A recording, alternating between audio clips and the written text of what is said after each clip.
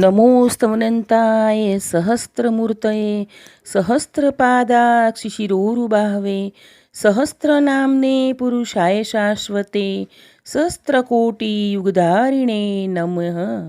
આપ સૌને મારા સાદર પ્રણામ। આપણી આ ચેનલમાં આપ સૌનું હાર્દિક સ્વાગત છે। આજે વાત કરીશું પોષ વદ 11 ષટતિલા એકાદશીના મહત્ત્વની અને કથાની।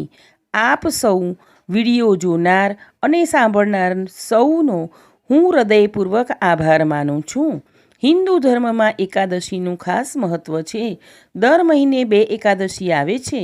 આ વખતે એકાદશી તારીખ 25 જાન્યુઆરી 2025ના રોજ છે। અત્યારે પોષ માસ ચાલતો હોવાથી સૂર્યનારાયણ ભગવાનની પૂજા સાથે આ દિવસે તલનું સ્નાન, તલનું સેવન અને તલનું દાન કરવું લાભદાયી માનવામાં આવે છે। આ સાથે તલ, ગોબર એટલે કે છાણા અને કપાસનું પિંડ બનાવીને હવન કરવાનું પણ કહેવામાં આવ્યું છે। જ્યોતિષીઓના કહેવા અનુસાર આ દિવસે અમુક વસ્તુઓ ઘરમાં લાવવી શુભ હોય છે, જેનાથી મા લક્ષ્મીજીની કૃપા વરસે છે અને ચમત્કાર થયા હોય તેવી અનુભૂતિ થાય છે। તો આ દિવસે ચાંદીથી બનાવેલા હંસ લાવી તેને પૂજા ઘરમાં કે તિજોરીમાં મૂકવામાં આવે તો ધન લાભ થાય છે।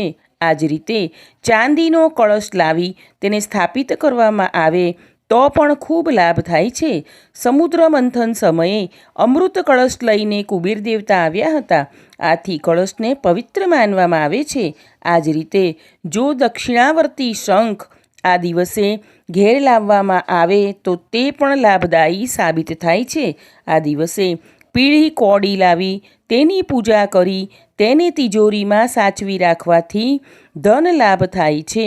પૂજા વિધિ મેં આગળના વિડીયોમાં દર્શાવી છે, છતાં પણ અત્યારે ખૂબ જ સંક્ષિપ્તમાં કહી દઉં તો આજે તલના તેલની સવારે માલિશ કરો, નાવાના પાણીમાં તલ નાખીને સ્નાન કરો, તાંબાના લોટામાં જળ ભરીને તલ નાખીને સૂર્યનારાયણને અને પીપળાને અર્પણ કરો, પ્રભુ સમક્ષ સંકલ્પ કરો, પૂજા કરો, આરતી કરો, ભગવાનને તલની બનાવેલી વાનગીનું નૈવેદ્ય ધરાવો, તલનો હવન કરો અથવા કરાવો, બ્રાહ્મણ, જરૂરિયાતમંદ અને ગરીબોને અન્ન, વસ્ત્ર તથા તલનું દાન કરો। તલનું દાન કરવાથી હજારો વર્ષ સુધી સ્વર્ગ પ્રાપ્ત થાય છે। કાંઈ ન કરી શકીએ તો ફક્ત માનસિક પૂજા પણ કરી શકાય છે। એકાદશીનો ઉપવાસ ફળાહાર કરીને કે એક ટાઈમ જમીને જેમાં ભાતનો ત્યાગ કરીને કરી શકાય છે। 2 સમય ફરાળ ખાઈને પણ ઉપવાસ કરી શકાય છે। જો ઉપવાસ ન થઈ શકે તો ન કરવો, શક્તિ તેટલી જ ભક્તિ કરવી, પરંતુ આખો દિવસ પ્રભુ સ્મરણમાં ગાળવો। હવે આપણે ષટતિલા એકાદશીની કથાનું રસપાન કરીશું।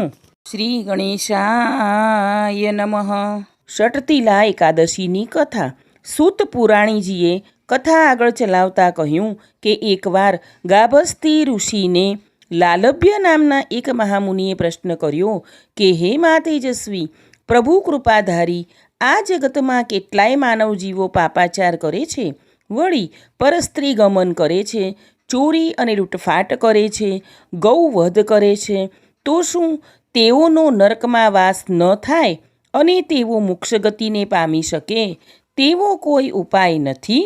લાલભ્ય ઋષિના આ અત્યુત્તમ અને લોકકલ્યાણકારી અને કળીકાળના પાપાત્માઓને આશીર્વાદરૂપ પ્રશ્ન સાંભળીને ગાભસ્તી ઋષિ અતિ પ્રસન્ન થયા અને તેમણે કહ્યું, હે ઋષિ, આપનો પ્રશ્ન અતિ ઉત્તમ છે અને એ અતિ ગુપ્ત વાત આપે મને પૂછી છે કે જે આજ દિવસ સુધીમાં બ્રહ્મા, વિષ્ણુ અને ઇન્દ્રાદિક દેવતાઓએ કોઈને કહી નથી। તેમ છતાં તમારી જાણ માટે તમને હું કહું છું। પોતાના કલ્યાણ માટે માનવે આ શ્રેષ્ઠ ષટતિલા એકાદશીનું વ્રત પોષ માસની વદ 11 પુષ્ય નક્ષત્રમાં કરવું। વ્રત ઉપવાસધારીએ સ્નાન આદિ કરી પવિત્ર થઈને ઇન્દ્રિયોને વશમાં રાખી અભિમાન, અહંકાર, કામ, ક્રોધ, લોભ, મોહને ઈર્ષ્યાને ત્યજીને આ એકાદશીના દિવસે નારાયણ ભગવાનની એકાગ્રતાથી પૂજન અર્ચન કરીને પછી નામસ્મરણ કરવું. ત્યાર પછી ધરતી ઉપર પડેલું ગાયનું છાણ લઈ તેમાં તલ અને રૂ ભેળવી તેના 108 ભાગ કરીને ગોળા તૈયાર કરવા. તે માટે મનમાં જરા પણ સંદેહ લાવવો નહીં. એકાદશીને દિવસે નિયમ લેવો. પછી સ્નાન કરીને વિષ્ણુ ભગવાનનું નામ સ્મરણ કરવું. રાત્રે જાગરણ કરીને પ્રભુ નામ કીર્તન કરવું. પછી ભગવાનનું સ્વરૂપ મનમાં ધારણ કરીને શંખ ચક્ર ગદાધારી નારાયણનું પૂજન કરવું. ભગવાનને ચંદન, અંબર અને કપૂર આદિ સુગંધિત પદાર્થો સમર્પણ કરવા. પછી ભગવાન શ્રી કૃષ્ણને નૈવેદ્ય ધરાવવું. શ્રી કૃષ્ણના નામોનું સતત નામસ્મરણ કર્યા કરવું. ભૂરું કોળું, સોપારી અથવા શ્રીફળ લઈને ભગવાનની પૂજા કરીને પ્રાર્થના કરવી કે હે ગોપીનાથ, હે મધુસૂદન, હે દેવકી નંદન, હે પરમાનંદ, તમે દયાના સિંધુ છો. આપ મારા જેવા મોહમાયાથી જકડાયેલા આ સંસાર સાગરમાં અટવાયેલા ઉપર પ્રસન્ન થઈ મારા પર કૃપા કરીને મારો ઉદ્ધાર કરો. ષટતિલા એકાદશીના વ્રત ઉપવાસમાં 6 પ્રકારનો તલનો ઉપયોગ કરવાનો કહ્યો છે. ખાવામાં સફેદ તલ અને દાનમાં કાળા તલનો ઉપયોગ કરવો. તલ શરીરે ચોપડવા, તલનું પાણી કરી પીવું, હોમવામાં તલનો ઉપયોગ કરવો, તલ આરોગવા અને તલનું દાન દેવું. એકાદશીના વ્રત ઉપવાસધારીએ આ 6 પ્રકારે તલનો ઉપયોગ કરવાનો હોય છે અને તેથી તેના પાપોનો નાશ થાય છે. ષટતિલા એકાદશીમાં તલનો મહિમા વધારે હોવાથી તેને ષટતિલા એકાદશીના નામે ઓળખાય છે. હે ઋષિ શ્રેષ્ઠ, હવે ભગવાન નારદજીને જે કથા કહી છે તે જ કથા હું આપને સંભળાવું છું. એકદા મૃત્યુલોકમાં એક બ્રાહ્મણી જે વ્રત શ્રદ્ધાથી ઘણા વ્રત વર્તુલા કરતી હતી અને પોતાના શરીરને મહાકષ્ટ આપતી હતી. યથાશક્તિ દાન દક્ષિણા પણ આપતી હતી. બ્રાહ્મણ સ્ત્રી વ્રત કરતી, દાન દક્ષિણા દેતી જાણીને ભગવાનને તે સ્ત્રીની પરીક્ષા કરવાની ઈચ્છા થઈ અને ભગવાન ધરતી પર આવ્યા તથા ઘરડા ડોસાનું રૂપ લઈને હાથમાં પાત્ર લઈ તે સ્ત્રી પાસે આવી ભિક્ષાની માંગણી કરી. પેલી સ્ત્રીએ ક્રોધ કરીને એક માટીનો ગોળો પાત્રમાં નાખ્યો એટલે ભગવાન સ્વર્ગલોકમાં પાછા પધાર્યા.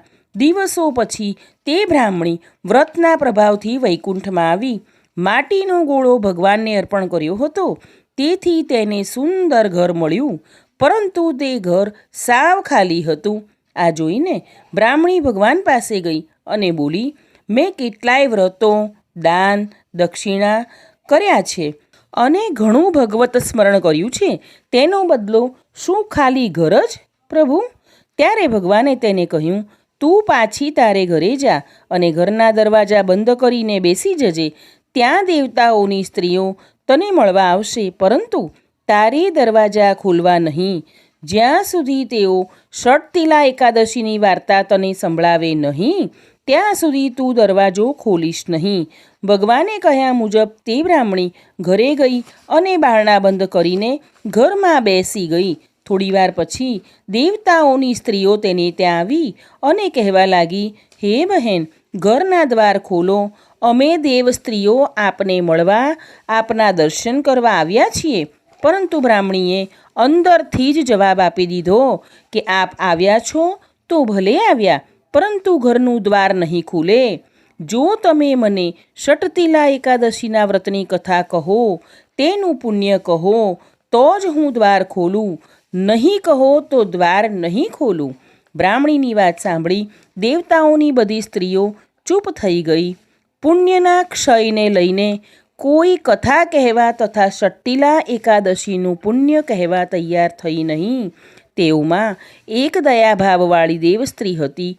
તે બોલી, મારે તો તેમના દર્શન કરવા છે, માટે હું તો તેમને ષટતિલા એકાદશીની કથા કહીશ. અને તેણે તે પ્રમાણે બ્રાહ્મણીને કથા સંભળાવી. ત્યારબાદ બ્રાહ્મણીએ ષટ્ટિલા એકાદશીનું વ્રત કર્યું, દાન કર્યું અને કથા સાંભળી. તેથી તેનું ઘર ધન ધાન્યથી ભરપૂર થઈ ગયું.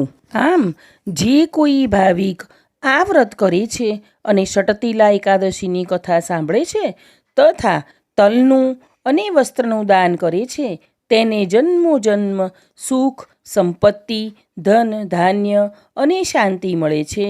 હે પ્રભુ, તમે જેવા બ્રાહ્મણ સ્ત્રીને ફળ્યા તેવા આ વ્રત કરનાર, કથા સાંભળનાર સૌને ફળજો. બોલો શ્રી જગદગુરુ કૃષ્ણ ભગવાનની જય. લક્ષ્મીનારાયણ ભગવાનની જય. આશા રાખું છું કે આ વિડીયો આપ સૌને ગમ્યો હશે. મુહૂર્ત વગેરે આપ સૌને આગળના વિડીયોમાં કીધું છે, છતાંય આ વિડીયોમાં પણ મૂક્યો છે.